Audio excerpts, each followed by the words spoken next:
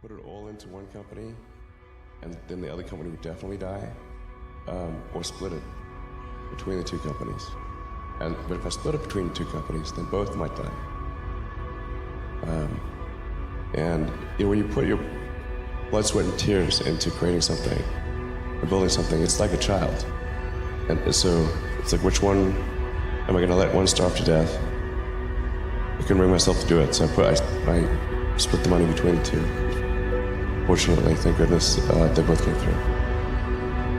What was your biggest failure, and how did it change you? Well, there's a ton of failures along the way, that's for sure. Like, so as I said, for SpaceX, the first 3 launches failed. And we're just barely able to scrape together enough parts and money to do the 4th launch. If that 4th launch had failed, we would have been dead. So multiple failures along the way. I tried very hard to get the right expertise in for SpaceX. I tried hard to find a great chief engineer for the rocket, but the good chief engineers wouldn't join, and the bad ones, well, there was no point in hiring them. So I ended up being chief engineer of the rocket. So if I could have found somebody better, then we would have maybe had less than 3 failures. That 3rd failure in a row, did you think, I need to pack this in? Never. Why not? I don't ever give up. So many people tried to talk me out of starting a rocket company. It was crazy. One good friend of mine collected a whole series of videos of rockets blowing up and made me watch those. He just didn't want me to lose all my money. We're doing these things that seem unlikely to succeed, and we've been fortunate, and at least thus far they have succeeded. Now is the time to take risk. You don't have kids. As you get older, your obligations increase. And once you have a family, you start taking risk not just for yourself, but for your family as well. It gets much harder to do things that might not work out. So now is the time to do that before you have those obligations. So I would encourage you to take risks now. Do something bold.